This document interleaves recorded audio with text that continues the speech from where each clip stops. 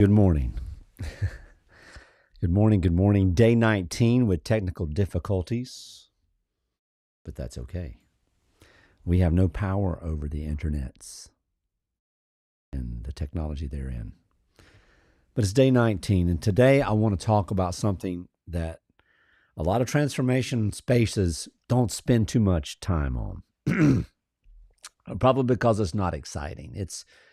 It doesn't make for a good headline or a compelling hook. I want to talk about consistency, the long, slow, invisible compound interest of interior work that's done over time. Because here's what I've observed in my own life and the lives of the hundreds of people that I've walked alongside. The most significant transformation really never happens in the dramatic moments. It happens in the ordinary moments, the daily, unremarkable, hey, nobody's watching moments of choosing the aligned thing over the convenient thing, of continuing the practice when the results are not yet visible, showing up again and again and again and again to the work, to the life. The long game is not glamorous. And at the same time, it's everything. Doing the inside work, the interior work, the inner space work is what I like to call it. I'm going to start calling it that, I think. Actually moves. But it doesn't move in straight lines. It moves in accumulations. You think of the adage, the straw that breaks the camel's back. It's not that straw. I mean, this little stack of paper doesn't weigh much, but if you put a ton of those on top of you. Same thing with growth. Same thing with movement. Same thing with life. It's not about the long journeys and the grand, overcomings. It's the tiny little choices. Every time you choose honesty when a comfortable version of the truth would have served you better, something deposits inside. Every time you name an invisible contract rather than continuing to honor it, something deposits, like a piggy bank, a little penny here or there. And every time you feel the signal and follow it rather than explain it away, something deposits. You sit with discomfort instead of reaching for the management. Something deposits. And these tiny little individual deposits, as small as they are, they feel very insignificant in the moment.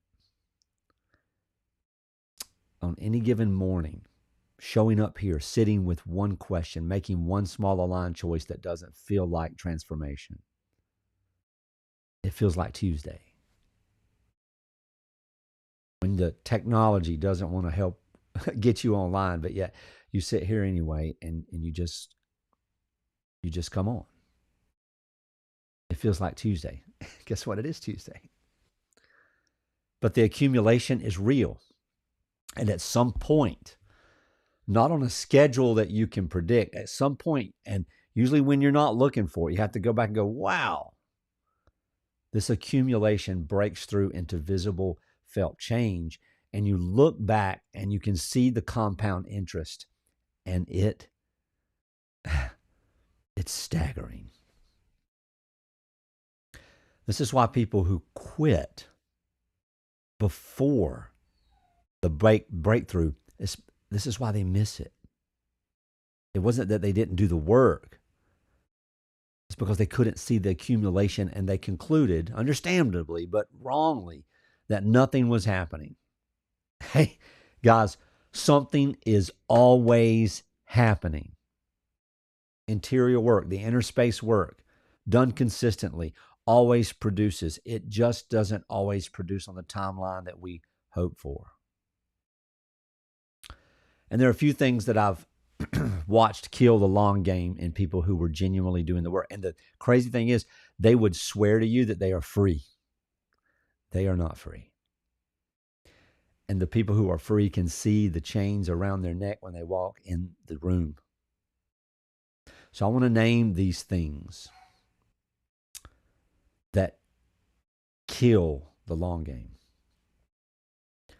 because knowing them can help you see them when you see them, and then you can avoid them. The first is comparison. The moment you start measuring your progress against someone else's visible results, oh my goodness, you're in trouble, because interior progress, inner space progress, does not take shape that's easy to compare. It's not a number. It's not a metric. It's a quality of living, a quality of aliveness, a groundedness, a specific kind of freedom. And none of those things survive comparison. The second is a rigidity or timeline rigidity. The demand that this work must produce this by this. This is my schedule. By my birthday, by the end of the year, before the thing happens. This work has its own timing. It cannot be pressured. It cannot be pressed. It cannot be rushed. It can only be continued. And the most damaging thing you can do is quit 2 weeks before the breakthrough because the breakthrough was taking longer than you planned. And the third, and this one's very subtle, is treating the peak experiences, the great hall moments, the big epiphanies as the measure of the work, the dramatic. Thinking that these are genuine, thinking that these are the point, right? These small moments are these great moments of genuine clarity, these radical shifts, that they're the ones that matter. But they're not the work. They're the occasional, unpredictable, unrepeatable peaks. They're the flowers blooming from the root of the rose. The root produces the stem, produces the buds, produces the flowers, but the flowers fade, right? The work is everything in between the peaks. The 35 days for me between March 4th and April 8th, 2023. Tomorrow is my new birthday, basically. They were the most sustained, intensive inner space work of my life. And I want to tell you something about those 35 days that I don't think gets said enough about this type of experience. Most of them didn't feel like transformation. They were just happening. Most of them felt like staying in the dark. Just day after day after day of doing that I didn't even notice things happening. Sitting with discomfort that wasn't resolving, asking questions that weren't answering, doing the work without any visible evidence the work was working. And I literally have the date of April 8th because I had to go back in the middle of May and go, when's the last time I had anxiety? When's the last time I felt like I was going to explode? April 7th. April 8th was a different journal entry. The breakthrough on April 8th didn't announce itself on April 7th. I went to sleep on 7th, not knowing that I'd even changed. The work had been accumulating for 35 days in the dark. And when it broke completely. It broke through completely. That's the long game. That's the compound interest paying out. And guys, what is it? 1,097 days today, I think. And it paid because I had not quit on day 30. I'd quit many times before, many years before, over and over and over and over. I'd get to version 2, get to version 2.1, get to version 3, get to version 3.3 of James. And what this work did was it took all those versions and threw them in the fire, and they melted into the nothing that they were. And now we have Prime, the very first and only that ever was.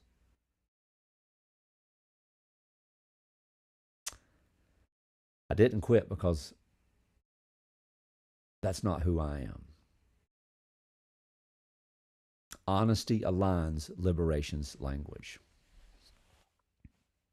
The whole moment of the long game is not a moment in time, not this single thing. It's the recognition at some point that you have seen yourself for the someone that you are and become that someone. The honesty is, man, I've been doing this for a long time and it's been working even when I couldn't see it working. The accumulation is real. The compound interest is real. The person I am today is evidence that the work has been producing all along. When that honesty lands, something aligns in a deep, Quiet certainty anchors you.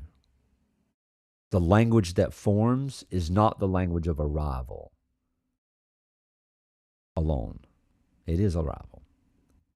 It's not just the language of arrival. Just say it that way. It is the language of trust. I trust who I am. I trust this process. I trust the tiny little 1 degree shifts. I trust the accumulation. I trust that what I'm building in the invisible, ordinary, unremarkable moments is the most important construction project of my life. The excavation of me. What does the long game actually look like in practice? It looks like 5 minutes a day of honest internal inventory. Not dramatic, not intensive, just a daily moment of, where am I today? Who am I today?